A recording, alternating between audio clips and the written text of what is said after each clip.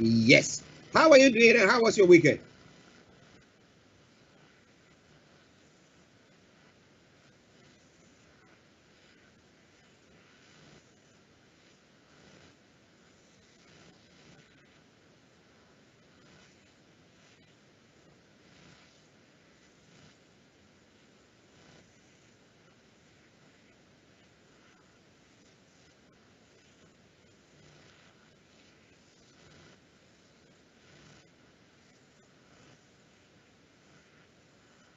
Yes, listeners, Mr. Olayomi Koiki for you in the North London studios. I'm Archie here in the South studios, and we are bringing you updates from Nigeria. Let me say good morning to Anthony Adedeji and a happy Valentine's Day to you too there. Okay, now let's crack on. Let's crack on. Now, Yomi, can you give us a bit of a background to what is happening to Sunday Goho? Because sometime last week we're having a discussion and we're saying that well, the first 6 months has elapsed, and now he's applying for a second one. We're looking at the UN convention where if somebody is a political prisoner and it comes to your country, you need to and applies for political asylum, it needs to be granted that and given the necessary protection that they need. But it seems like just over some few days or few hours, everything is like seems to have turned upside down. What has gone on there? And then we can come to what is happening in the death of one of his the people that were abducted with him. Over to you.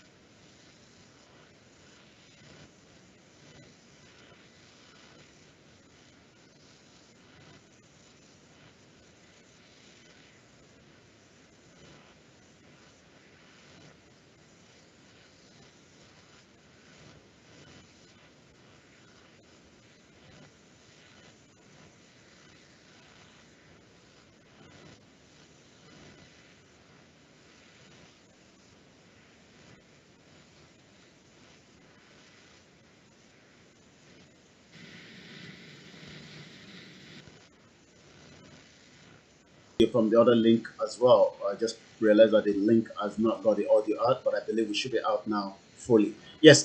So what actually happened is last week Friday we had a town hall meeting which engaged some of these legal practitioners that filed this application with ECOWAS back in Abuja. Remember, Abuja owns the headquarters of ECOWAS. So that has literally gone very well, we can say, and that is where the headline has come out this morning, to indicate that all is not yet over, because Benin Republic would then have to start paying an equivalent about $1 million for every day since they've held Chief Sunday Igboho, should he not be released as quickly as possible. So that has been the case. I'll be giving a little bit background to the case, but that actually was something that was prepared, and that actually has now led to these, headline says Igboho files 570 million lawsuit against the Benin Republic for unlawful detention. That is just the first one, because I can also confirm that there is another platform that is raising a £50,000 equivalent for Chief Sunday Igboho. The platform is known as Mayegun Political. It is a platform that has been well, established for the last 10 years. And some of the fans on that particular, page have requested that he should go ahead and raise a £50,000 on their behalf, which they will be contributing. Chief Sunday Igboho has given a consent to that. So that itself has not even come up yet. But in under 11 hours that was set up, a £10,000 has already been raised. Wow, wow, that's a good one. That's a good one. To every one of you who want to support, it doesn't matter whether you come from the Yoruba or you come from Nigeria or you come from the wherever. But if you see people fighting a worthy cause, and you can support them. Please do your best to support them. That's why Starr Radio UK will give the platform for all this information to be made known, so that anyone, you could be in Afghanistan or wherever you are listening to us from. If there's a need for that support to be given to you, we are here to give that to you. Okay? So far as you're fighting the war, because let me say good morning to Amayo Ajerogene. Amayo, I hope you are doing very well. Okay, so now let's do you think that okay, Amayo says injustice to one, injustice to all. That's what he's looking at. He's looking at the case against Chief Sunday. But my question here is, do you think that this legal step that or the suit that Sunday Go's aides have filed against the Benin Republic is going to work against him, or do you think it could expedite? Because, you know, maybe normally, because nothing has been done, the Beninois will be ready to put things together to make sure that, I mean, whether he has to, a hearing or anything that will take place so that he can be released. However, with this stance now where he's going to take a legal action, a suit of $1 million against them, they will think, okay, let's just quickly maybe just chuck him back to Nigeria, or give him to the Nigerian authorities to do whatever with them, because they will not want their hands or their finances that they are also struggling with to have any negative impact at all. So what do you think there?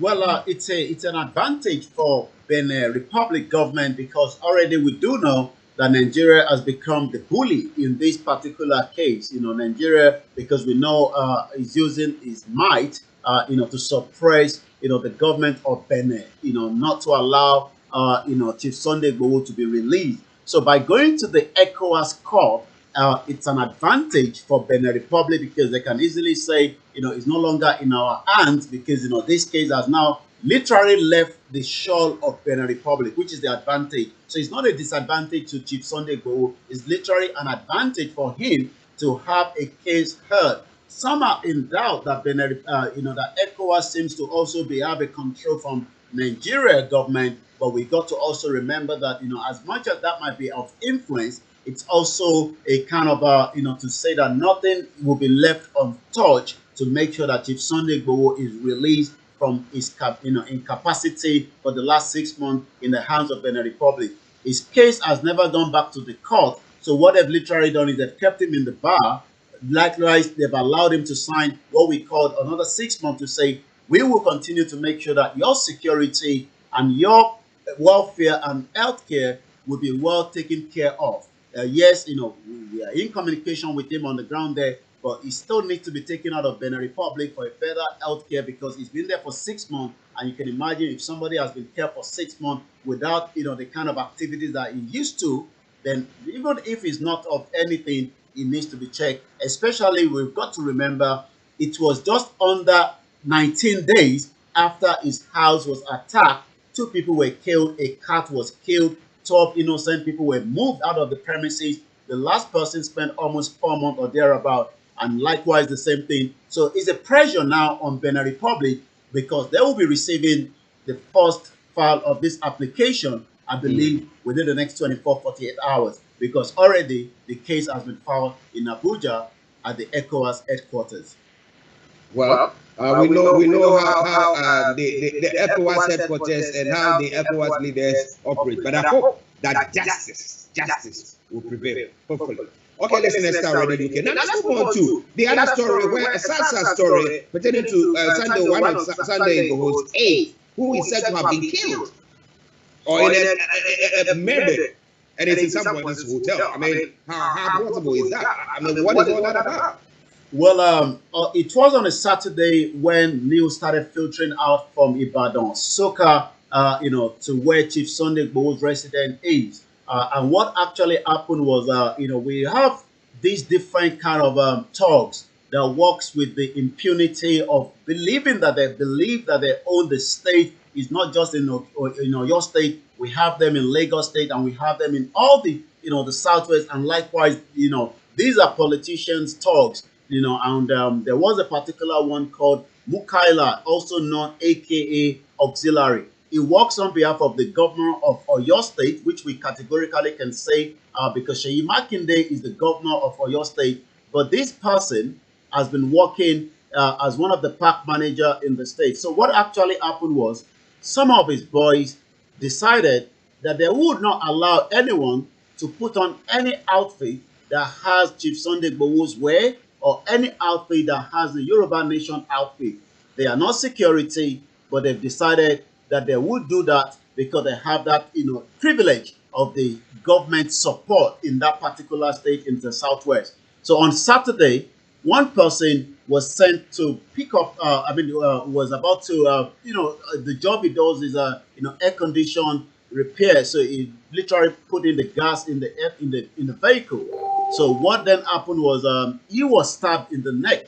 There was a kind of a reinforcement from Chief Sunday Igboho's house to quickly find out what was going on. But it doesn't seem that they will be prepared for what will be unleashed on them. There was also some police officer on the ground that decided to look away, and then one person was gunned down. There was multiple injuries. Some of them, as I speak to you, are still receiving treatment at the hospital. Now, and you've got to remember, as of 3 weeks ago, information or intelligence that we had the fact and the information reached us, not just here in UK, but outside the country and inside Nigeria as well, that they were going to come down to burn the house down. So there was a kind of extra security at Chief Sunday Igboho's house in the last 3 weeks. So those were the extra team that went out to try to rescue these people that have been attacked. But they didn't realize that they were kind of an ambush, and eventually one person was gone there. Now, let's look at first of all the case that Sunday Igboho sued of the what do you call them, the security agency, and the ruling by the court that he needs to be compensated at amount. Do you know whether that amount has been paid to Sunday Igboho? Are you talking about the one from the Nigerian government? Yeah. Well, at the moment, what they're doing now is, the lawyers are trying to now, enforce the Central Bank of Nigeria, to lock that 20 billion naira, so that, in case, the government might become, out of any kind of cash. So that is actually still ongoing, but that is still a court case. I think they're going back to the court next month, 14th of March, for that particular, 20 billion, cash. 20 billion that was awarded back to Chief Sunday Igboho for the damage of his property and the lives, that took place on the 1st of July last year. So because I think that because I'm looking at the fact that even the destruction that happened to his property had not been compensated for yet. So how come that some people go now to threaten that they're going to burn the whole edifice down, and somebody who was trying to defend that end up people who end up being hurt and one person killed? Well, you've got to remember, just like Nnamdi Kanu, these two faces, and likewise Omoyele Sowore, the fact was, you are those individuals that have been part of the Yoruba nation and also part of those that have insisted that election will not hold in Nigeria, in as much as we do know that that is the legal process. It's not an arms way, it's not a violent way, because a legal option will be filed in Nigeria, in Ekiti and Osun State, based on the fraudulent military decree 1999 constitution. That is the route that we are using, to stop the election, not a violent way. So the attack was based on the fact that these people know that these individuals are part of Chief Sunday Igboho's team, indirectly or directly, and they were attacked. But like I said, there was another extra ambush that led to multiple injuries, and one person has been killed. And as I speak to you right now, nobody from the Oyo State government, neither the CP, the Commissioner for Police, have said anything, because like I said, auxiliary Mukaila worked with the state government, and we have evidence to that as well. So what evidence do you have that the body is still in auxiliary's hotel? Well, when the body was killed, they moved the body out, from the street where it was killed by these particular people working for auxiliary. And like we said, the body is still yet, recovered. It's not the first time that, this particular person has committed an offense. Let's take you back to the previous governor of Oyo State, is the late now, Ajimobi. He literally locked up this gentleman for all the duration while he was the governor, because of the same atrocity and the killing that he has done. After he left, the APC lost the government and the PDP came in, and as quickly as possible, Seyi Makinde released him and also compensated him, just as you probably will know, for reason known to him, He's now also the park manager. So the body still be with him, just like the body of the two people that died during the invasion of Sunday IGBOHO's house is still with the federal government. So the only difference this one is with the state government, but also somebody working on behalf of the government. Well, we hope that the family or the Yoruba leaders there will see to it that maybe they approach the governor or the federal government for them to seek redress from them, because you cannot just kill somebody and just take the person's body, go put it in your house or in your wherever you're storing that person's body. It doesn't belong to you, it belongs to a particular people. And this person or this group of people who did it are not part of the state security apparatus. They are not. They are private entities who have gone on to behave unruly like that. Well, you're quite right. The kind of impunity, we have one as well in Lagos State called MC Oluomo.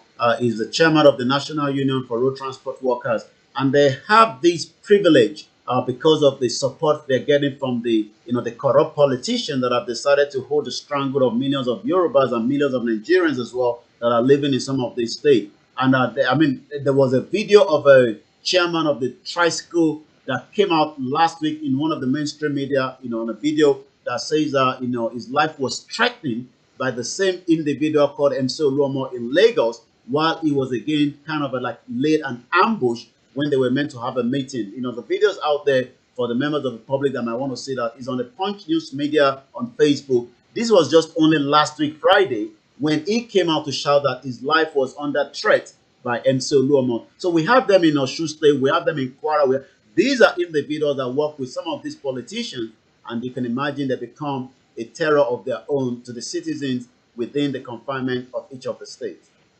Well, listeners, Starr Radio UK, your favorite African and Caribbean radio station in London, bringing you updates from Nigeria with Mr. Olayomi Koiki in the North London studio. Mr. Frank Davis is with me in the studio here. We'll be bringing him on in a moment. But, Yomi, let's digress a bit. Now, just in case Sunday IGBOHO is released from prison in Benin and decides to come to Nigeria, do you think that he would love to run for the election? Because he's not famous. Looking at the population of the Yoruba people. Now, if they decide that, yes, we all want to, because we know that he's singing the song that we are also singing, do you think that he would want to stand for the election, either whether governorship or maybe presidential?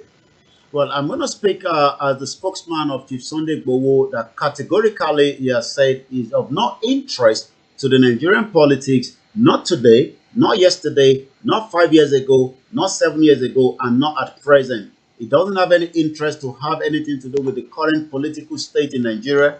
All his demand is he wants his people to be free and have a privilege to have what they call their own independent nation out of what we call Nigeria. And that is being done not through violence, not through any kind of disruption, but through a peaceful means that is allowed under the United Nations Charter of Self-Determination, which he has continued to demand. So Chief Sunday IGBOHO doesn't have any interest to contest for any collection in Nigeria or any election that will be run on his behalf, because we do know some people might be thinking of that, but he has categorically said that, and I'm speaking again as a spokesman for him, that he is and he won't contest for any election in Nigeria. Okay, listen, Starr Radio UK. We've got Frank. Let me come to Frank. Frank, good morning and happy Valentine's Day. Quite a lot of feedback. Not sure why. We're getting some feedback. Is it better now, Yomi? Not too bad, but we see. Okay. All right. I'll up my voice a bit. Okay. There seems to be some noise in there, but not to worry. I will try to see what's the technical to try to solve that. Now, Frank, I'm looking at this situation where I'm looking at Sunday IGBOHO being that popular, looking at everything that is going on, being somebody who is fighting for his community, Do you think that if he is, it's filed a suit against the Benin one, I think 1 million in ECOWAS in Nigeria. But the thing is that he gets let out and they decide to come to Nigeria. And then with this popularity and everything that is happening, that somebody who has you know that the one who for him to run a political for a political office? Actually, it's very dicey. In the first place, Olayomi, the Sunday actually went to court in Benin, suing the Benin authorities at the court in Benin. You mean with the current update that we're giving now?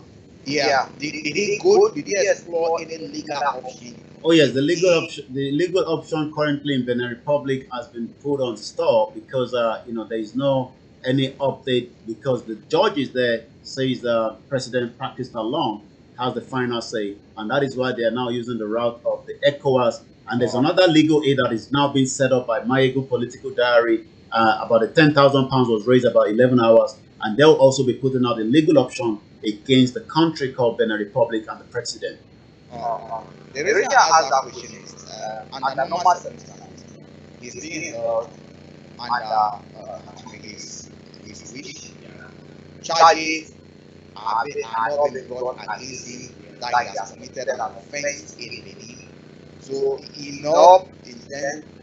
He's basically being held illegally in Benin. So the first option would have been to get a lawyer within Benin. But if that is not working, they are saying the final say is the Benin dictator. Then the court, that's like what's called, and now we think that they should start doing the African court. African they should move on to the African court because ECOWAS, what you're looking at, you're gonna look at the big players in the ECOWAS. As ECOWAS as kind of organization, if you look at the Francophone bloc, you look at Mali, Burkina Faso, Guinea, Conakry, and all those things, because of the coup and that bloc is actually going. There's a bit of problem there. You have Togo, Senegal, what you call Benin, and other. But if you look at it, the chairman of ECOWAS is best made is worried. Now, if you look at the influence they have, our leaders have on judges, I think for me, the African Court of Human Rights will be the best option because the Eastern African and the judges have proven over the time that they are leading the way for a free judicial system than the West African goes. So, they should look at everything. Now, the issue of whether they should run for office, I don't think the time is right. The reason I say that is within the Yoruba nations, there's still division, strong division as to who wants to go independent and who wants to go with Nigeria, who is that. If you look at Obasanjo, who is one of them, he is against Africa. He has his constituents. Many within that region also within that area also have. Now, if we go to Starr now, what you're going to be looking at is a protest that is looking at. And the outcome will only be those who want to bring out because the campaign that will, okay, this is separatist. You can vote for him, you are separating. You vote for him, you are separating. Now, if you vote for him as a president, he can't win because the Yoruba themselves are not now. Even they are not enough to tilt this is about 60% plus 1. Are you getting me? And within the Yoruba nation itself, they are still sleeping. If we got to the point where the Yoruba nation has had a solution that we resolve all the key areas like the passengers and others are all up for that, we want to go our separate ways, then we do have a bit of force. But we still do have that because some still believe that let's repair the project that we want. Let's change the constitution and probably the marriage and so on. So imagine, I do really know what if you do, however, you'll be able to show mathematically and verbally that he has a lot of support because that support will be seen in the number of people from the Yoruba area who go to vote for him or any candidate that's one of our advice if they want. Those who are forming or those who want to go as Yoruba nation, they should form a coalition. And during the local assembly, they should infiltrate all the local assembly. So if it is this village that we're going to elect local representatives, we can start not from there. Let's start chopping their fingers off from the grassroots. But the question, if I come in there, is on what constitution? Because the the constitution that we have presently, does not give you that opportunity. As we all know, was a military decree 24 that has military flavor. Yeah. As we have in Nigeria, can an independent candidate? That's the question. That independent doesn't work because of the constitution. It's not going to favor. It's not like in Europe. Yeah. At the local level, an independent candidate cannot stand for an election? No. Well, I mean, all takes out with the APC and the PDP or the AFGA or the other ones in the north. So, yeah. So whoever is the governor takes the whole local government. That's the way it works. Allow me. Let's begin to understand this. Is it that whoever is the governor decide who the local assembly members are, or the local? That's correct. That's correct. That's correct, and it has been like that since 1999. Okay, so not even another extra party lined with the local government, because the governor takes the whole lot. Okay, hold on. Who appoints the local representatives? The local, the electoral for the local is operated under the state, not the federal. No, so the election wise. The conduction of the election is controlled by the state, not the federal. We know the election is controlled by the state, but let's get this clear. Are the local representatives, those who constitute the local assembly members, are they elected or they are appointed? They are elected, but based on the fact of each of the political party running the state. So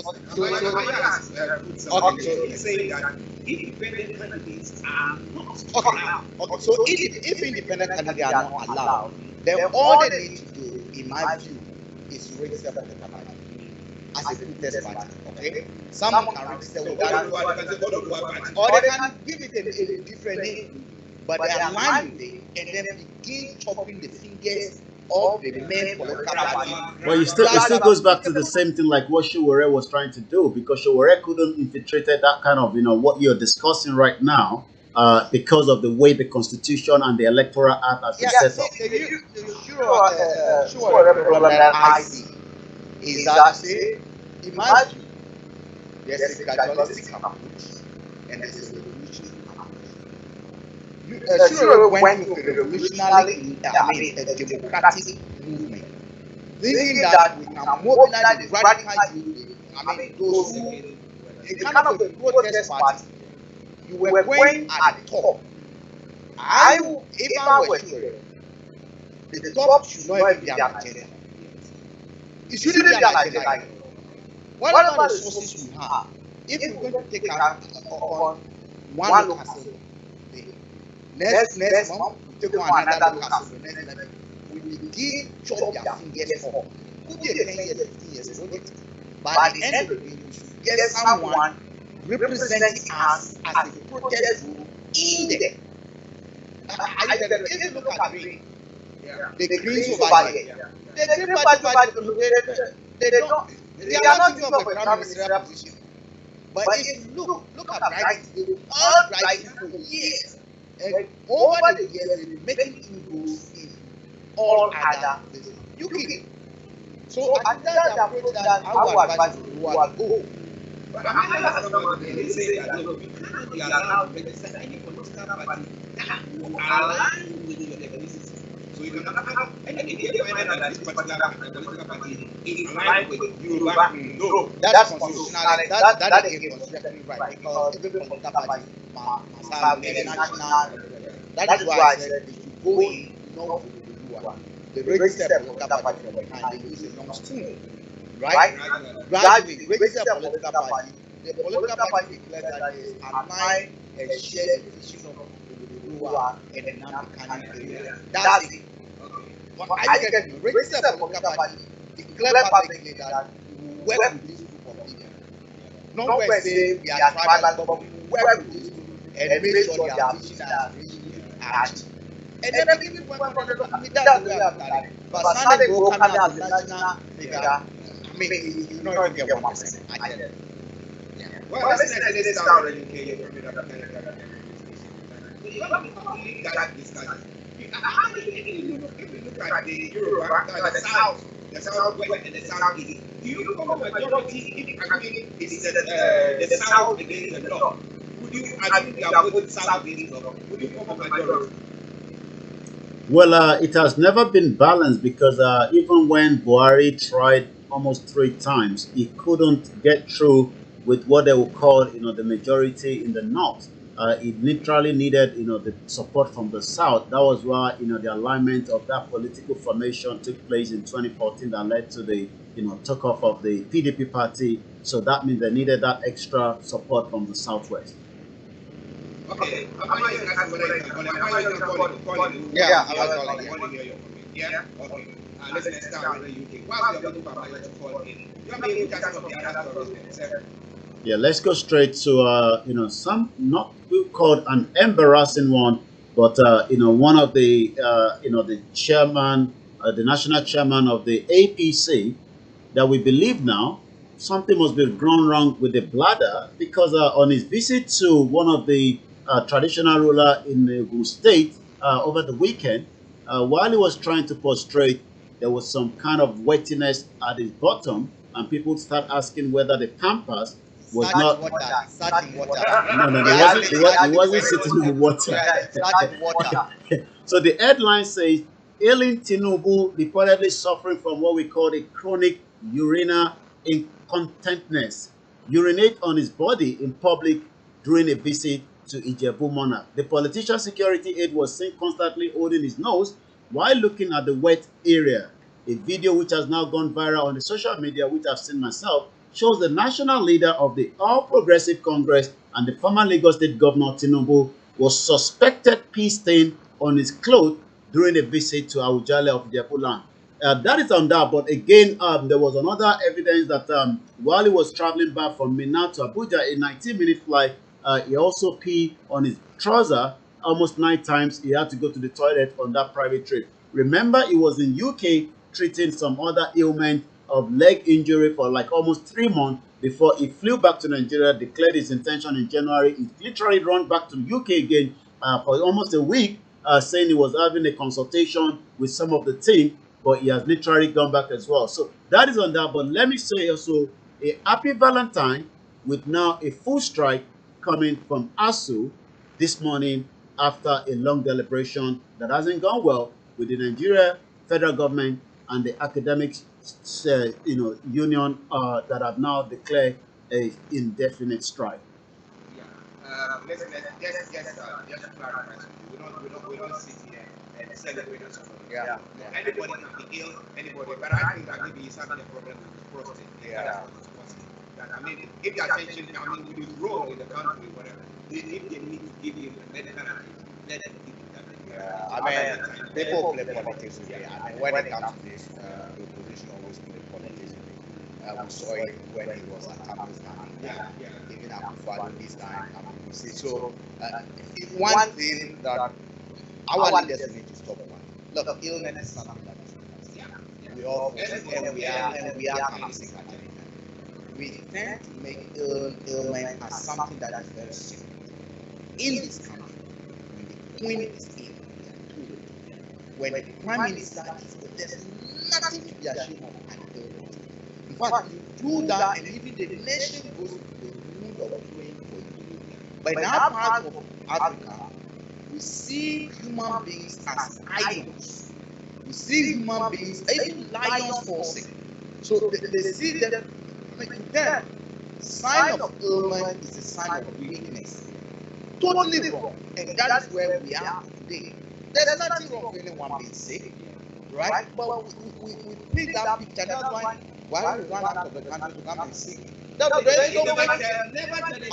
that is why they don't go to our own hospital. Part of the reason because they don't want people to know that they are sick. I think we have. Okay, I don't know whether it's Amayo. Let's see what I'm talking about. Hello? Yes, yes, Amaya, is that you? Hello, Amaya? Okay, I think his line is wrong. Amaya to call on WhatsApp. Yeah, Amaya, call us on the WhatsApp. Yeah, call us on the WhatsApp. Because I think he's coming from Nigeria. Yeah, it's quite expensive. Yeah. So call us on the WhatsApp, I'll pick it. Yeah? Okay. Well, again, give him the WhatsApp number. Okay. If you want to call us on the WhatsApp, okay, it's 075 3966 1744. 075 3966 1744. Okay, so I'm going to text it to you, Amayo, once we go to Yomi for him to bring some of his stories making. They asked to strike. So what is going to happen there? Over to you. Well, like I said, this has been like an ongoing, communication between, the union and likewise, the government. But just some few hours before we came on air, Nigeria University Lecturers ASU has now declared a total national strike. This comes after a long meeting of the National Executive Council of ASU, which took place in Lagos, dragged into the early hours of this morning. The Academic Staff Union University has now declared a national strike. The strike will be total, the lecturers union said at the press conference today. You will have expected that this situation will have been resolved. Some of their demands is including the payment of earned academic allowance, revitalization fund, the replacement of the integrated personal payroll information system known as the IPPIS with the University Transparency and Accountability System UTAS. The union, as at last year, November 2021, has given Nigerian government a 3-week ultimatum over its failure. So you will have expected that since November last year till now, situation will have been resolved, but it doesn't seem to have gone very well, and it's unfortunate that some of the students now will probably start making their way back home. Well, I think it's start making so that now, what is happening with the IGBOHO? I mean, it looks like Northern Nigeria Protectorate in prison, being kept by this the wonderful law of themselves group. It seems that the IGBOHO is degrading in a way, or they are not working together. What exactly is happening? Yes, I had the opportunity to listen to an interview was granted by the one of the lead counsel, IGBOHO, for Nnamdi Kanu, the leader of the IPOB that was kidnapped, rendition from Kenya back to Nigeria. And what it came out, what they was say that Mazi Nnamdi Kanu not really happy with the distractors' action and calls all the Biafrans to respect his leadership structure, the DOS decision, and to continue to show solidarity and loyalty at this very difficult time. We know that since he was kidnapped back to Nigeria, just as any other organization or movement, there will always be a kind of, especially when the leader is out of the picture, it seems different groups, different individuals might want to do things their own different ways. Today also making it 2 years that the parents of Mazi Nnamdi Kanu were laid to rest, and we continue to pray for their soul. But the most important thing is we hope just as there's other issues among the Yoruba movement as well. Ever since the movement started almost some 3 years ago. But like all these movements, we can only hope that the structure that Nnamdi Kanu has laid down before he was kidnapped and renditioned back to Nigeria will be followed by all the followers of the Biafrans on the wide world, where they are all over doing different things, to make sure that the movement continue while it's still in the hands of the DSS and the federal government of Nigeria. I must say this, one of the government's tools for the masses is divine and through writing. I know we say that in line with what you say, when it comes to Sunday side, the Yoruba are not all together. So there's a split in there. For me, it will be, the way it's rising and what is pushing. Losing an election is normal, but you don't want that dampening the spirit of your followers, because you now have to get supported, channel the little resources that you have to support programs on air to be able to keep the message going, channel that to do social campaign. And once that is over, we don't win that election, that spread goes down.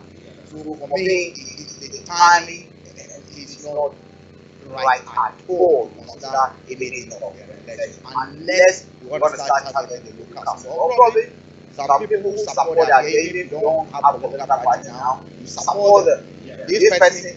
I mean, we can work gentleman agreement. Would you support Yoruba? If you support Yoruba, we come to your aid. We mobilize the young men and women who believe in Yoruba. They come to your constituency, they campaign for you, and make sure you are elected. So you can begin to work on those informal gentleman agreement. The most important, get people to live in your system and at the ground, you start taking. You cannot engineer yourself out of what you're doing.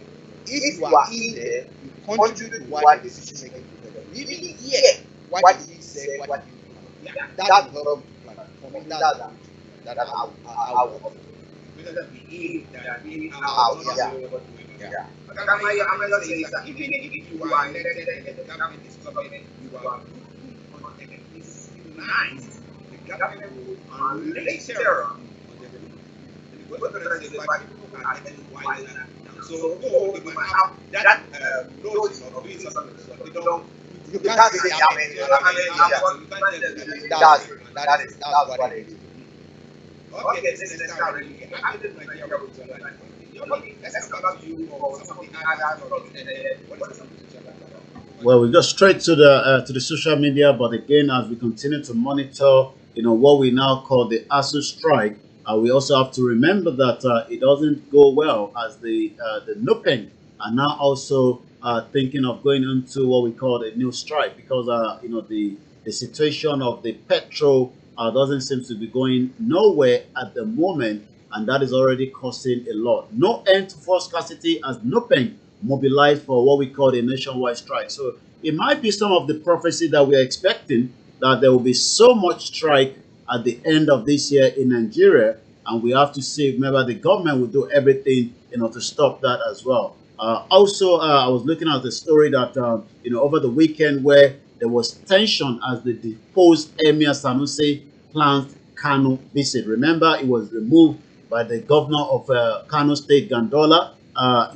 Politically, security stakeholders have raised concerns over the alleged plan by the former Emir of Kano, Muhammadu Sanusi, to visit Kano State. According to some of the concerned stakeholders who spoke to the papers over the weekend, urged the revered former Emir to shelve any plan of visiting Kano at the moment, as tension is high and could lead to a clash between his supporters and those against it. However, the state government, speaking through the Commissioner for Information, Muhammadu Garba, said it was unaware of any such planned visit, but it was not against the deposed Emir visiting his hometown. So we're going to monitor that and see how that will end. But we hope there will not be all kind of clashes should he make any attempt to travel to Kano since he has been deposed.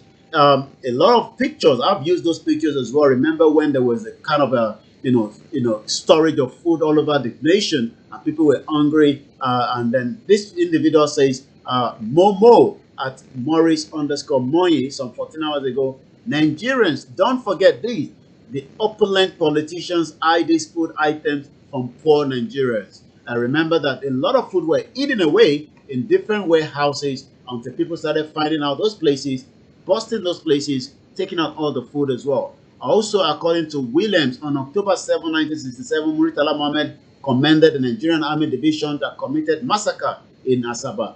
Nigerians chanted, "One Nigeria were murdered by that war criminal for nothing. He is a war criminal, not a national hero," according to a response under Atiku Abubakar official page on Twitter. Muritala Mohammed was in a hurry to develop Nigeria, and his determined progressiveness, he planted trees, who shaded, he never lived to enjoy, including the new federal capital territory, Abuja, the indigenization policy, which increases the participation of Nigerians. So it seems somebody is not agreeing with Atiku post and put something else as well. I'll take two more from what is trending on Nigeria this morning on Twitter. According to Alhaji Omo Iyawayek 77, Nigerians whose parents spend money on their education believe Ghanaians can travel abroad with just an ID card. Now I know why they believe the Jadenyoju could enforce a US visa ban. Remember that this story of the new e-electronic card that the Ghanaians can use across different parts of the globe at about almost 44,000 airports. That has also been creating a kind of conversation between some Nigerians, and also while we are still backwards, it seems Ghana is moving a little bit forward. Olayomi, I think there's a bit of miscommunication that I don't blame the Nigerian media. I blame the deliberate attempt by the Ghanaian media and the Ghanaian government to create a deliberate false impression. Look, Ghana does not have e-passport. Let's get that clarification. We have an identity card. Now, they use this information that the International Civil Aviation Organization has certified. The International Civil Aviation Organization has no power, no authority to certify an ID or what can be accepted by any sovereign nation. So, UK, for instance, the International Civil Aviation Organization cannot decide for the UK that Ghanaians have what they call an ID card, and therefore they should be allowed. An ID card is an ID card, and it is ID card is supposed to remain an ID card. An e-passport is an e-passport, and it remains an e-passport, mostly linked with the passport itself. What Ghana has done to have an ID card, it means that wherever you are in the world and you have that, and you want to go back to your country, all they need to do is to recognize that, or to check electronic checking that, oh, you are truly Ghanaian. They'll tell you. So whether you have a passport, you have a travel certificate, you have a service passport, whatever it is, if you can produce an ID card, you know you are Ghanaian, they'll take it to your country. But you cannot move with that card out. Now, the second bit of it is that you do not require a passport because of everyone's protocol to travel within the ECOWAS. You do not. All you need to do is to prove that you belong to, you are a citizen of the country. So there's nothing that, I mean, the government, and I heard the vice president of the spokesperson, Dr. Buabu, and that these are false propaganda being used for political gain. Ghana does not have e-passport. And this will be the last one on the tweet this morning from Reno Omokere, very popular, what we call a public figure, worked during the Jonathan era as one of the spokesmen there. And this is what he posted on Still the Conversation on what happened when Tinubu, the national chairman, visited Ijebu Day in one of the royal father. And he says, can someone perform a welfare check on Bola Tinubu's aide who held his nose when Tinubu suffered from toilet malfunction? Question mark. Feelers have it that he may no longer be employed. If this is true, Nigerians want to know what crime the man committed by covering his nose. Well, let's start with the UK. Tinubu for you. Okay, I'm going to say revolution all in all, the only way out of this break is self-determination. Because of that, it's a revolution now, referendum now, freedom now, one nation now, the other nation now, other nations now. I love the positive mental attitude towards what he believes in. And that's what we must do. We believe in a cause, go all out for it, and I congratulate, although I might not approve him fully, I support what he's doing, and I congratulate those who support what they believe in. Because of that, my generation have been Yoruba before Nigeria was formed. Now, France speaks French, England speaks English, Germany speaks German, China speaks Chinese, Japan speaks Japanese. I am Yoruba. We will speak Yoruba, and only Yoruba in Yoruba nation. Okay, so I'll be the first teacher. I'll be the first master of the local school over there. It may seem impossible until it's done. Yes, we can and we will. All Western candidates are propagandists that intended to be e-learning. Yeah. I mean, the e-passport. Yeah, the e-passport. Apologies, the illegal passport. Okay, so let's take it very much for that wonderful Thank you very much once again to all our listeners. Happy Valentine from wherever you are, all over the globe. Good morning to those in Canada or Delhi. Good morning to those on the YouTube, also on the transmission here. Make sure you stay tuned as Frank and Archie take you to the remaining part of the segment. I'll be back again same time tomorrow where we continue with more updates from Nigeria. But for now, a very good morning, good afternoon, and I'll be back again same time tomorrow. Bye for now. Okay, I take a sip of water wherever you are. Let's enjoy this song. The conversation of command is so enjoy it.